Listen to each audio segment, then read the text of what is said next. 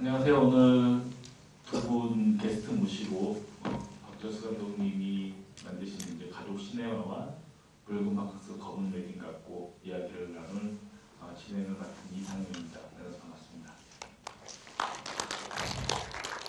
그 옆에 계신 분들을 간단히 소개해 드릴게요. 제 옆에 바로 앉아 계신 분은 저도 오늘 처음 뵀는데요. 박철수 감독님 유가족이시고 따님이시고 가족 시네마 당시에 같이 일본에서 계셨다고 합니다. 박가영 씨 소개하겠습니다. 안녕하세요, 박가영입니다. 그리고 그 옆에 앉아 계신 분은 붉은 바캉스 검은 웨딩을 공동으로 연출을 하셨고요. 그리고 가족 시네마 당시에는 일본에서 아마 이마무라 쇼헤이 영화학교 출신이시기도 하기 때문에 일본에서 이 가족 시네마를 찍을 당시 박철수 감독님은 이제 부감독이라고 부르셨다고. 왜냐하면 주감독을 하기엔 좀 더 연세가 있으셨기 때문에 당시에 그렇게 한국에도 잘 알려진 김태식 감독님이십니다. 안녕하십니까, 김태식입니다. 반갑습니다. 네, 많은 분들이 보시고 나서 남아계시진 않기 때문에 저희끼리 좀 두런두런 이야기를 나누고요. 혹시 또 궁금하신 거 있으면 질문 받고 하는 시간으로 짧고 굵게 오늘은 가보도록 하겠습니다. 먼저 그냥 이 어떻게 보면 이제 박철수 감독님께서 불의도 사고를 당하신 그런 뜻도 있기 때문에 그냥 옛날 일 한번 떠올려 볼까 하는데 가족 시네마 먼저 얘기를 잠깐 해볼게요. 당시에 어떻게 해서 가영 씨는 같이 아버님과 함께 현장에 계시게 되셨는지 먼저 여쭤볼게요. 그때 일본에서 공부를 조금 하고 있었어요. 그냥 어학연수 같은 거. 네, 그래서 아버지가 일본에 자주 왔다 갔다 하셨고, 그래서 저도 거기 신주쿠에 조그만 아파트 얻어서 아버지랑 같이 생활을 했었습니다.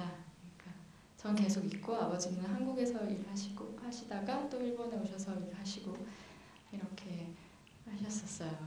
그래서 제가 학교 갔다 오면요, 아까 잠깐 이거 보면서 생각이 났는데 아버지가 빠찡코를 되게 좋아하셨어요.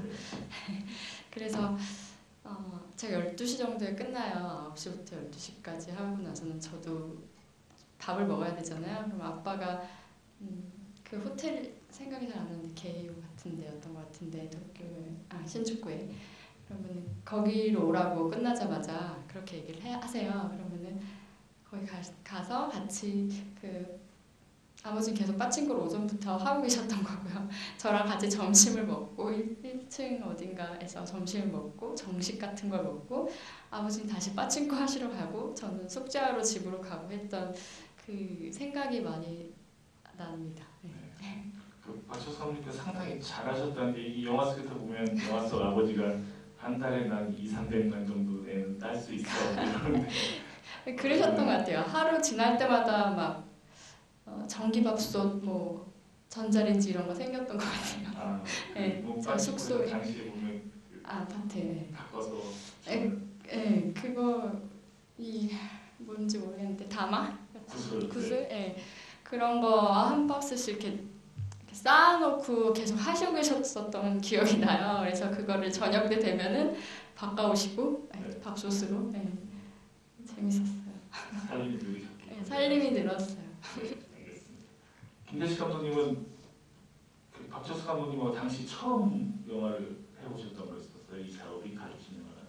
예, 저는 그때 영화 현장은 이 가족 시네마가 처음입니다. 그때 공부는 했었지만은 그 나이가 좀 들어서 현장에 가기 좀 어려웠을 때고, 근데 우연히 그 가족 시네마를 일본에서 로케를 한다고 해서 제가 그 방송 일을 하다가 영화 한번 해보고 싶어서 박 감독님 많이 부탁을 드렸는데 그때 이미 스태프들이 다 정해져 있었어요. 근데 나이는 좀 있고 하다가 보니까 이제 부감독이라는 없는 이름을 붙여가면서 현장을 일했던 기억이 나고요. 참 뜨거웠었습니다. 그때 지금 영화를 보니까 굉장히 더운 여름이었는데 한 달 동안 한 20회 여차를 지금 여기 안에 있는 모든 촬영 장소가 스태프들이 다 묻고 일하던 스태프들이 배우로 다 참여한 영화입니다. 지금 보니까 굉장히 뜨거웠네요. 근데 어떻게 보면 이 영화 제가 지금 이제 추모전인데 그 얼마 전에 그 돌아가셨을 때 제가 미국에서 연락을 받고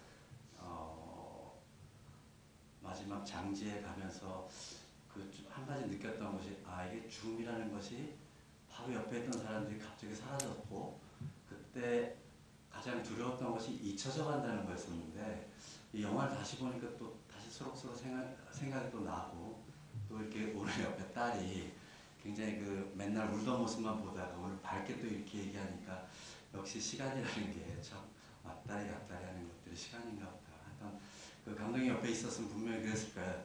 조치를 떨지 말고 밝은 얘기해, 재미난 얘기해, 좀 이렇게 웃어줘. 아마 이런 느낌을 가지고 계실 것 같은데 오늘 좀 뭐 여러분 그 뜻깊은 시간에 좀 재미난 얘기 좀 나눴으면 좋겠습니다.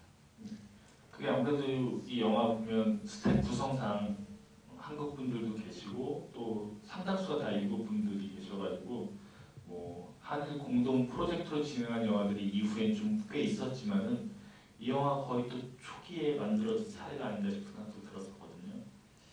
이때는 아마 한국 개봉을 염두에 두시지 않았었던 것 같아요. 그때는 일본 배우들과 또 일본어로 이렇게 상영할 수 없는 조건이었었는데 그때 아마 무척 문감부 여러 가지 그 싸움을 굉장히 많이 하셨고 그 문화를 오픈하는 데 있어서 아마 첫 번째로 이 영화가 오픈되는 걸로 알고 있습니다. 그때 이 영화가 만약 국내에서 개봉이 안 된다면 국적을 바꾼다는 얘기까지 좀 하셨었어요.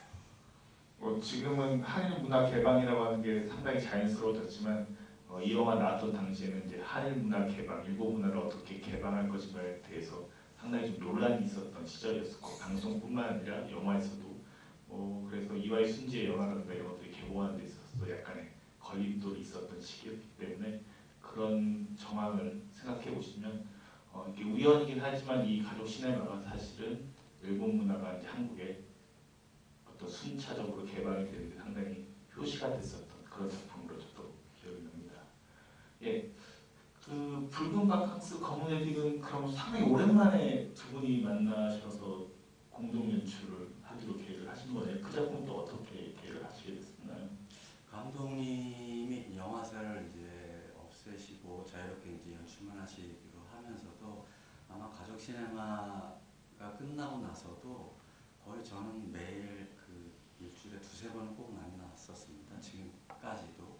그래서 지금 뭐 어떻게 보면 형님 같기도 하고 어떤 가족 같은 어떤 느낌을 좀 가졌었고요. 나 우연히 좀 야한 영화 한번 해보자 해서 원래는 이제 3D 영화를 좀 기획을 했었는데 그 감독님 저 원래 재능이 없는 돈에 잘 만드시잖아요. 빨리 네. 찍고 3D 카메라가 새로 나와서 그 작은 카메라로 한번 3D를 한번 야한 영화 한번 찍어보자는 취지에서 좀 기획을 됐었어요.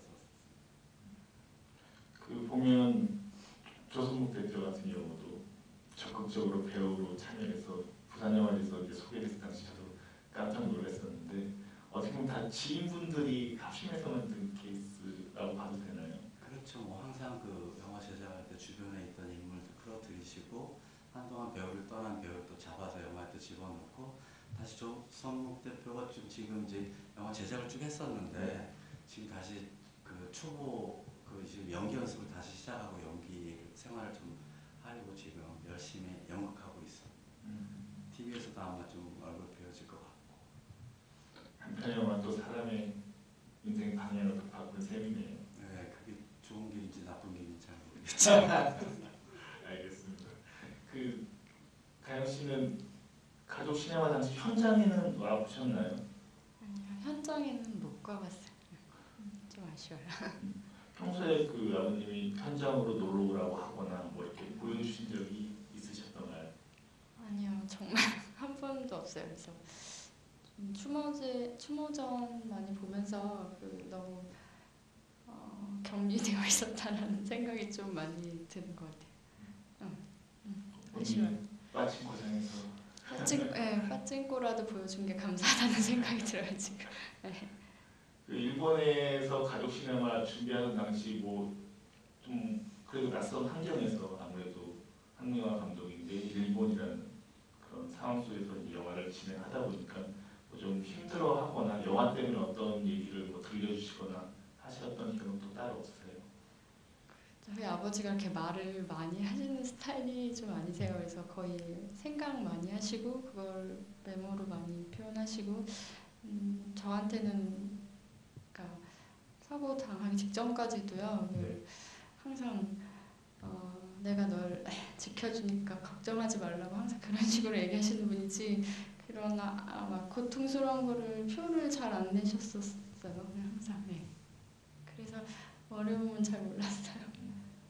그 가족 시네마 보시면은 어떤 가족의 모습들이 자연스럽게 이제 그려지잖아요. 이게 물론 이제 유미 씨, 제일리코 작가인 유미 씨가 쓴 원작이 있는 작품이기도 하고, 그리고 이제 일본에 있는 그 제일리코 1세대, 2세대들이 다 겪게 되는 그런 상황들에 대한 줄거리이기도 한데, 보시다 보면 자연스럽게 또 가족에 대한 생각도 떠오르실 것 같아요. 그 아까 누님이 좀 전에 말씀해 주신 것처럼 아버지로서는 상당히 좀 과묵하셨고 또 그리고 이제 아버지도 지켜주겠다라는 의지를 표명하셨던 것 같은데 가족의 아빠 내지는 가장으로서의 모습 중 혹시 특별히 기억나시거나 뭐 여기 오신 분들에게 도움이 될 만한 혹시 장면이나 순간들이 있으신지 여쭤봐도 될까요? 그 아빠를 떠나보내고 제일 힘들었던 건요. 그 아빠가 없어졌다는 사실보다도 친구가 없어졌다는 게 너무 괴롭고 있거든요. 그런데 다시 극복해야 하니까 열심히 살려고 하지만, 그러니까 안 계시다는 생각, 그러니까 나에게 아빠가 없다는 생각을 하면 안 되고요. 그러니까 어떻게 얘기를 해야 되냐면은, 그러니까 친구가 없어졌다는 생각을 하면 너무 괴롭기 때문에 그냥 계속 계시다라는 생각을 하고 있어요. 그러니까 아빠가요 항상 좀 냉정할 정도로 어떻게 표현하냐면 너는 내 딸이니까 이렇게 해야 해 이렇게라고 한 번도 길러져 본 적이 없어서요. 메일 보내면은 끝에도 아빠라고 불리는 뭐 박철수가 뭐 이런 식으로 메일 끝에 그런 식으로 이름을 붙여줬었거든요. 그러니까 항상 너는 나의 좋은 인연으로 만난 거다라고 얘기를 하다 보니까 아빠를 항상 객관화해서 봤던 것 같고요. 그래서 지금도 이제 친구가 없어진 거가 제일 슬픈 것 같아요. 그래서 저희 가족은 좀 가족 시네마 같이 좀 뭐랄까 좀 비슷한 면이 좀 있긴 있어요. 그래서 아빠, 엄마 이렇게가 아니라 아빠라는 사람, 엄마라는 사람, 동생이라는 사람과 딸이라는 사람들이 만나서 같이 열심히 살아가는 거 그런 가족이었었던 것 같아요. 처음 어렸을 때 봤을 땐 되게 아빠가 못됐다 이렇게 생각을 했는데요. 그런 가족이었던 것 같아요. 좀 그쵸, 영화라는 게 좀 시간이 흐르고 나면 어떤 캐릭터들이 새롭게 이해되는 순간들이 있는 것 같아요. 김태식 감독님은 어떠셨어요? 어쨌든 아까 말씀하신 대로 뭐 거의 동네 형처럼 지내시던 사이라고 보여지는데요. 뭐 일단 서로 감독님도 그렇고 저도 늦게 데뷔를 했지만은 계속 이제 영화적인 자극을 주는 친구였었습니다. 이렇게 서로 매일 옆에 책 한 권씩 매일 껴갖고 계시고 저는 제 책을 잘 안 읽는데 감독님 일주일에 한두 권씩 꼭 읽으세요. 책을. 이런 책이 있다고 그 책을 제가 주워서 받아보고 기획도 해보고 계속 이런 자극 주는 어떤 그 파트너였었던 것 같습니다. 그리고 지금 계속 생각이 나는 게 아직까지도 제가 이제 영화를 사실 학교에서 배웠지만은 가족 시네마가 이 영화들 이렇게 만드는구나. 학교 다닐 때도 어려운 영화를 좀 이상하게 생각하고 좀 액션 영화를 만들고 그렇게 상업 영화를 추구했었는데 박 감독님 만나고 나서 영화가 좀 사실은 달라졌고 제가 좀 계속 배고픈 영화를 할 수 있는 발을 딛게 된 것도 박철수 감독님 때문이라고 지금 생각되는데 항상 그리워요. 그리고 그다음에 감독님 지금 아마 가족 시네마 같은 걸 보면은 전문 배우가 두세 사람뿐이 없었습니다.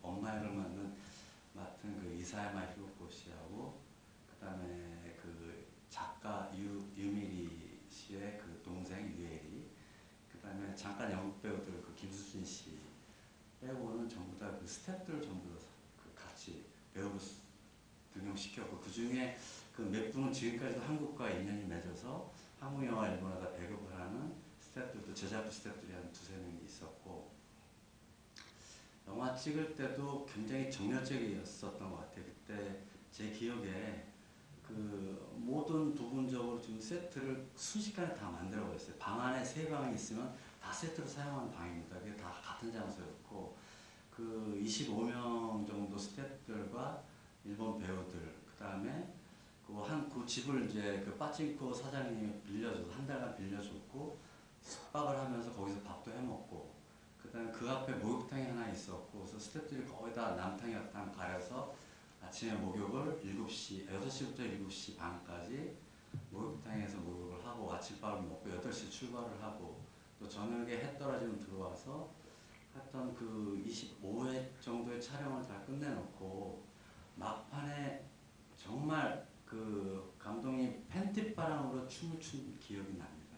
스태프들이 다 팬티바람으로 정말 마지막 파티를 했었던 기억이 좀 나고 그거를 하고 돌아와서 제 기억에 저는 이제 편집하는 때 전 일본에 있었는데 돌아와서 이렇게 그 감독님 얼굴 보면서 과연 이 영화가 그때 한 10억 정도가 들었을 거예요. 그 당시 1억 엔이었는데 97년도 계획이 됐다가 그 IMF 터지면서 2억 엔으로 예산이 늘어났고 잠시 그 촬영이 중단되고 그 다음에 1년 뒤에 여름에 뜨거운 여름이 시작이 됐었습니다. 그때 지금 자꾸 빠찡코에게서 나는 기억인데 지금 제 추억에는 감독님이 첫날 그 영화 씬 안에 빠찡코 나오니 빠찡코가 어떤 거냐 해서 저희 조감독이 데리고 가서 한번 가르쳐 줬는데 그때부터 시작해서 촬영 현장에 거의 우리 준비할 동안에 빠찡코에 있었어요. 그래서 콘티 부상하신다고 했는데 아마 지금까지도 빠찡코 매니아 중에 한 분이었고 이마무라 쇼헤이 감독님하고 그 특별 대담이 있었는데 그때 TBS에서 밤 10시에 그 굉장히 큰 한 30분 정도였던 대담이었었는데 그때 아마 그 한 중계할 때 빠찡코에서 담화가 계속 터지는 바람에 프로듀서 그 빠찡코 호텔에 가서 그 호텔 그 촬영 허가를 맡아가지고 빠찡코 안에서 아마 인터뷰를 했었던 기억이 가장 좀 생각이 나네요. 네. 아마 돈 많이 잃으셨을 것 같은데 모르겠어요. 잘 아시겠지만 이마무라 쇼헤이는 일본의 대표적인 감독분 중에 한 명이고 그 당시 이제 두 분이 일본에 계시니까 대담 프로가 마련됐었던 모양인데 결국에는 박철수 감독님께서 안 옮기셔가지고 그쪽 호텔에서 빠찡코와 함께 잘못하면 그 자료 하나 때문에 빠찡코 얘기만 하겠다 싶어서 걱정이 들더라고요. 그때 아마 생중계는 아닌데 네. 방송 30분 동안 아마 그 일본 전파 전부된 걸로 알고 있어요. 네. 그 영화에도 잠깐 들어가서 이제 제가 여쭤보고 싶은 게 공교롭게도 이제 오늘 상영된 그 거운 바캉스 웨딩 이 영화도 그렇고 가족 시네마도 그렇고 둘 다 이 영화와 현실 사이를 막 자유롭게 경계들을 오고 가는 스타일의 영화라고 이제 말할 수 있을 것 같거든요. 이번엔 박철수 감독님 영화가 뭐 상봉이나 이런 작품도 상당히 판타지적인 요소가 있긴 한데 이게 현실인지 아니면 어떤 가상인지에 대한 경계들을 종종 허물어뜨리거나 무너뜨리는 그런 스타일들을 많이 보여주셨는데 어쨌든 두 편의 작업에 두 영화에 상영된 두 영화에 같이 함께 하셨으니까 그런 것에 대해서 어떤 아이디어 공유나 기획 단계에서나 완성 단계에서 어떤 얘기들이 주로 오고 가셨는지 이게 어떻게 보면 영화에 대해서 생각하시는 박철수 감독님의 생각을 볼 수 있는 지점이 아닌가 싶은 생각도 들어서 질문 드려봅니다. 조금 저한테 좀 그런 그 감독님의 사고와 뭐 이런 것들을 짧은 그 어떤 표현은 좀 힘든데요.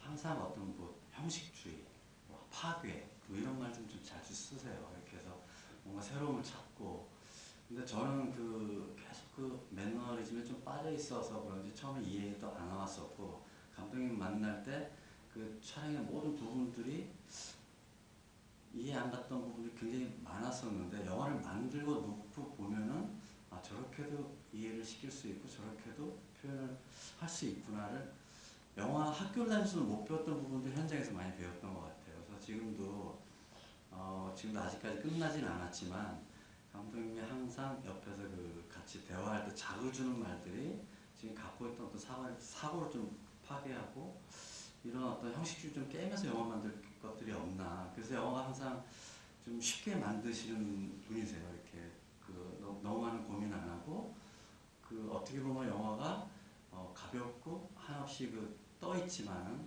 또 어떻게 보면은 항상 이렇게 새로운 것들 추구하시려던 것들이 있었던 것 같은데 지금 이 가족 시네마도 오늘 보니까 그때 항상 이렇게 보면은 좀 앞서가신 거 아닌가 생각이 들어요. 이렇게 한 몇 년도 앞서가고 항상 사고도 그랬고 기획도 그랬고 좀 앞서가시면서 이렇게 대중들하고 좀 더 점점점 이렇게 혼자 앞으로 뛰어가는 거 아니었나 생각이 좀 드네요. 지금 보니까 지금 저 역시 이렇게 영화를 어떤 대중의 영화인데 어떻게 보면 너무 앞서 뛰지 말고 뒤에서 이렇게 한 발짝만 앞서갔으면 좋겠다는 생각이 좀 드네요.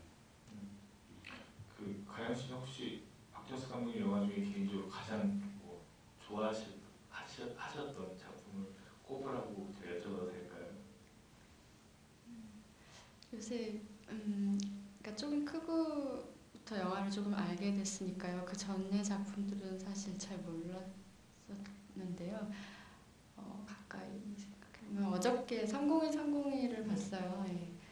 근데 그게 무려 18년에서 20년 된 영화더라고요. 근데 제가 그냥 저도 모르게 영화 다 끝나고 나서 아이씨, 이 사람 진짜 천재 아니야? 천재야 천재 이런 생각이 갑자기 들더라고요. 그러니까 어제 봤는데 어렸을 때 봤을 때는 특이하네 그냥 이러고 봤는데요.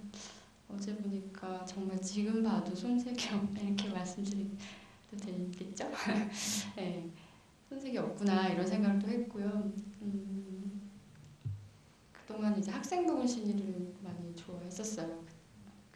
그때쯤이 제가 영화를 좀 이해할 수 있는 시점이었었던 것 같아서 그리고 그게 이제 할아버지 돌아가시고 그때 상황들이기 때문에 영화 보면서 저희 가족이 등장하는 것 같아서 학생부분 심리를 더 좋아했었어요.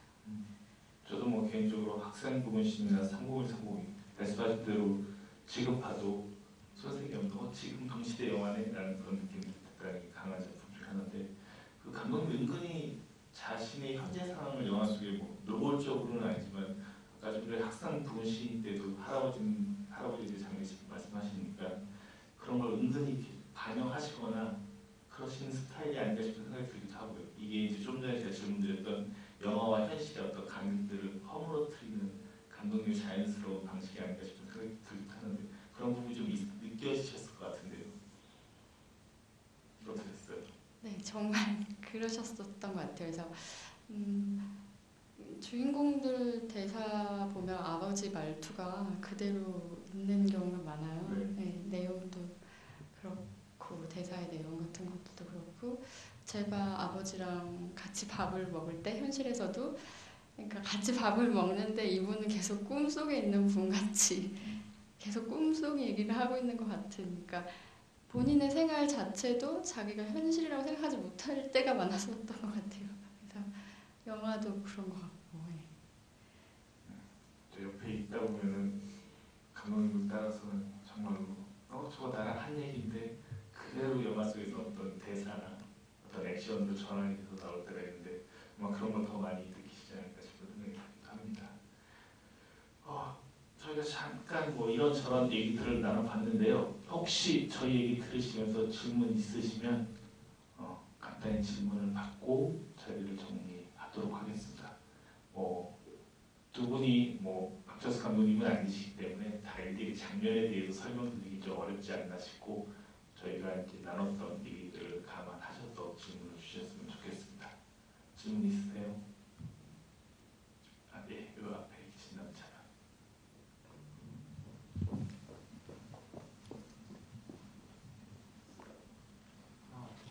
네, 김기식 감독님한테 질문 하나 드리고 싶은데요.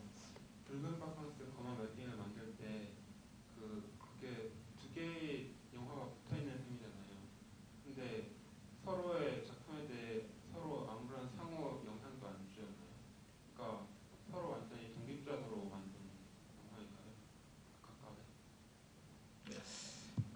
일단 뭐 처음에 그 야한 영화 한번 찍어보자 뭐 이런 그 이야기를 좀 나눴고요.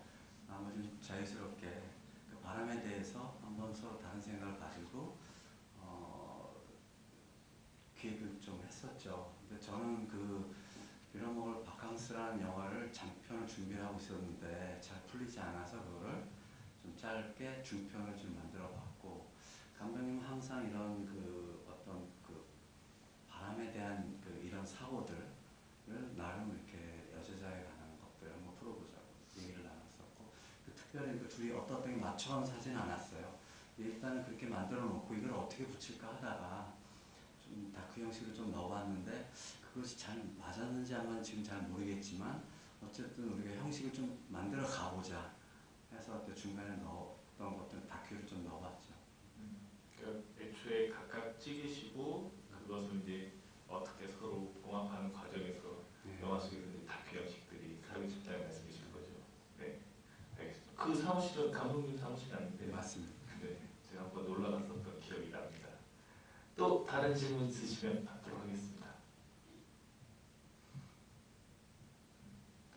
아무래도 오늘은 좀 많은 질문이 나오기는 그렇게 쉽지는 않은 상황인 것 같다는 생각이 드는데, 끝으로 한두 질문을 더 드리고 자리를 정리하도록 하겠습니다. 오늘 또 공교롭게도 영화들이 어떻게 보면 인물들의 가족이라든가 욕망이라든가 특히 이제 박철수 감독님 늘 관심 가졌던 주제 중에 하나라고 이제 보여지거든요. 그런 주제를 보시면서 따님 입장에서는 박철수 감독님이 생각하는 어떤 가족의 모습 뭐 이런 건 어떠셨던 건지 저는 상당히 이제 궁금해지거든요. 이게 약간 사적인 질문이기도 한데요. 이 자리를 빌어서 한번 과감하게 한번 여쭤볼게요. 감독님은 가족의 모습을 뭐 가족 시네마에서도 좀 그려내서 보여주시면 어차피 뭐 사람들은 이렇게 서로 가족끼리 바람 잘 날 없이 찍고 사는 거 아니야? 그리고 붉은 박스 검은 예중에서도 인간이 갖고 있는 어떤 바람, 욕망이라고 하는 것들은 그렇게 낯설거나 이상한 것이 아니라 오히려 보편적으로 누구나 갖고 있는 그런 욕망 아니야? 라는 것을 좀 약간 오픈하시는 성격이라는 생각이 좀 들거든요. 뭐 평소 그런 부분들에 대해서 따로 말씀하시거나 본인이 생각하는 어떤 가족에 대한 얘기를 따로 들려주신 적이 있으셨나요? 뭐 따로 들려주시진 않았는데요. 네. 그 말씀해주신 것처럼 굉장히 오픈돼 있고 개방적이고 파괴를 좋아하시는 분이셔가지고 굉장히 사적인 얘기인데 남편이 없으니까 그 살다가 마음에 안 맞으면은 그냥 오라고 네, 혼인신고도 하지 말고 좀만 더 살아보다가 마음에 안 들면 아이고 그게 어때 막 이런 식으로 그런 걸 되게 많이 뱉으셨고 어떤 가족으로 똘똘 뭉치는 걸 되게 부담스러워 하셨었던 것 같아요. 제가 봤을 때. 그래서 아까 잠깐 말 중에 나왔지만 우리 모두가 다 인연으로 만난 거니까 이제 서로의 최선을 위해서 서로 도울 수 있는 걸 돕자는 식으로 좀 개별적으로 이렇게 각자의 객체를 봤던 것 같아요. 그래서 그런 부분들이 아까 말씀드렸지만 섭섭은 했지만 그래서 오히려 더 자유로울 수 있었던 것이라고 생각합니다. 참 성적인 예술가 같으세요. 거의 진짜 리버러스 같거든요. 네, 그랬던 것 같아요. 정말로. 네, 아버지가 가신 것 같지가 않고 그냥 어떤 천재가 왔다가 나 아빠래 하고서 얘기하고서 잠깐 있다가 훌쩍 떠나신 것 같아서 네, 그런 생각이 듭니다. 그 감독님은 붉은 바캉스 검은 웨딩 같이 할 때 어떻게 보면 이제 이전에는 조감독으로 같이 인연을 맺었었지만 감독 대 감독으로서는 처음 하다 보니까 아까 이제 주셨던 질문에 약간 연장선상이기도 한데요. 그래도 어쨌든 서로 합의해야 되는 지점은 있잖아요. 이 기획에 대해서 뭐좀 야한 영화 찍어보자는 게 애초에 기획인 건 알겠는데 그래도 그것을 넘어서는 어떤 합의 지점들이 또 두 분이 나누셨던 부분들이 있을 것 같아서 그런 부분이 어떤 지점이었는지도 궁금합니다. 전혀 근데 뭐 터치는 없었어요. 근데 저는 어려웠죠. 아무래도 감독님 그 어떤 통일감을 주기 위해서 어떤 걸 좀 맞춰야 되지 않을까 하는 생각도 있었는데 전혀 그런 저희가 없으셨고 자유롭게 좀 찍었던 영화인 것 같아요. 근데 아까 요 질문 외로 좀 생각난 부분들이 네. 감독님이 굉장히 이게 뭐 파괴, 형식, 뭐 자유 막 이렇게 정말 가정은 잘 지키신 것 같아요. 보통 이 정도면 이제 사모님 계신데 그 아까도 오셔가지고 그 붉은 방스 검은애들을 처음 봤다고 그러더라고요. 네. 그래서 그 영화 보러 가렸더니 그 영화 뭐 하러 보냐고. 영화 안 보여주심으로써 지키신 거 아닌가요? 저는 사무실에 매일 그 대화가 좀 평이 굉장히 안 좋았거든요. 저기요. 네. 쓰레기 같은 영화 보고 별그 부러워 많은데 사실은 잘 안 보고 관심을 잘 안 가지는 분인데 야 이게 왜 쓰레기지? 한번 더 하자. 뭐 이런 얘기를 하면서 이렇게 영화를 만들었고 참 재밌게 만들었던 영화인 것 같아요. 현장도 재밌었고 그 배우들도 다 신인이었죠. 근데 굉장히 그 짧은 그 박 감독님 5일 만에 찍으셨고 저 한 일주일 동안 자유롭게 찍었던 것 같아요. 영화는. 그래서 항상 이거 좀 이런 영화 또 한 번 사실 2도 정말 기획을 같이 했었어요. 네. 그래서 지금 그 영화도 일단 감독님하고 좀 같은 계고 생각들을 갖고 있는 감독들과 이런 자유스러운 영화 좀 계속 그 이어져 좀 만들어 가려고 합니다. 아, 그럼 이후에도 계속 계획이 있으신가요? 예, 지금 그 몇몇 감독들하고 얘기도 있고 또 조감독들 좀 이렇게 그 사실은 이렇게 감독님 이뤘다고 좀 뭐 말씀드리긴 뭐하지만 창작자로서 그 가지고 계신 것들은 대한민국에 조금 이런 감독들이 그 지금 70, 80대까지 활동할 수 있는 그 마인드를 좀 이렇게 불어넣어줬다고 생각 들고요. 저도 또다시 좀 늙어서 할 수 있는 직업을 사실은 택한 게 영화였는데 좀 이렇게 좀 힘받아서 젊은 영화 계속 이어서 나가고 싶습니다. 그러면 두 분은 공감대도 있으셨을 것 같아요. 어쨌든 박철수 감독님도 방송 쪽에서 일을 하시다가 PD로서 그러다가 영화 쪽을 하신 경우였었고 감독님도 보면은 어쨌든 뭐 CF나 이런 쪽 업계 쪽에 있다가 영화 쪽으로 옮기신 경우여서 그런 어떤 영화를 궁극적으로 일을 하다가 선택할 수밖에 없는 어떤 운명에 대한 얘기도 사석에서 많이 나누셨지 않을까 싶은 생각이 드는데요. 그 굉장히 그 다른데 굉장히 같은 점이 많았었던 것 같아요. 그러니까 뭐 일단 감독님 식성도 좋고 저는 저 식성 별로 아무거나 조금씩 잘 먹고 근데 좀 골라서 드시고 정말 안 골라서 뭐 드시는 것 같은데 골라서 드시고 저는 그냥 아무거나 잡스럽게 좀 조금씩 먹는 스타일이고 근데 가끔 그 영화에 대한 사고나 이런 것들이 이렇게 사실 편집이나 음악 부분을 이렇게 그 요거 말은 못하지만 이래야 되는데 하면은 감독님 벌써 잘라주시는 부분들 또 거꾸로 내가 이렇게 만들어가면 그게 참 좋았다 뭐 이렇게 그 말 없는 어떤 그 리듬 같은 부분이 굉장히 좀 맞았던 것 같아요 감독님하고 그래서 여러 가지로 좋은 파트너가 옆에 안 계셔서 좀 섭섭하긴 한데 지금까지 짧지만 15년 16년의 어떤 그 세월이 그 영화 지금 만들어 오신 영화가 계속 이렇게 내 감정과 이렇게 계속 연이어갈 거라고 생각 좀 들어요. 어쨌든 박철수 감독님의 추모전은 이달 말까지 계속 네, 4월 22일까지 12일까지 계속 진행이 되고요. 끝으로 두 분께 이 추모전에서 이제 함께 해주신 소감 듣고 자리를 정리하도록 하겠습니다. 가영 씨부터 얘기해주세요. 네. 이렇게 날씨 좋은 봄날 이렇게 극장에 와주셔서 정말 감사드리고요. 제가 자신 있게 그냥 아버지로서가 아니라 박철수 감독에 대해서 얘기를 하자면 굉장히 열정적인 에너지가 많으셨던 분입니다. 그러니까 모든 영화를 다 혼신을 쏟아서 만드신 게 확실하니까 계속 박철수 영화 감독을 기억해 주셨으면 그러니까 젊은 감독으로 기억해 주셨으면 감사하겠습니다. 네, 감사합니다.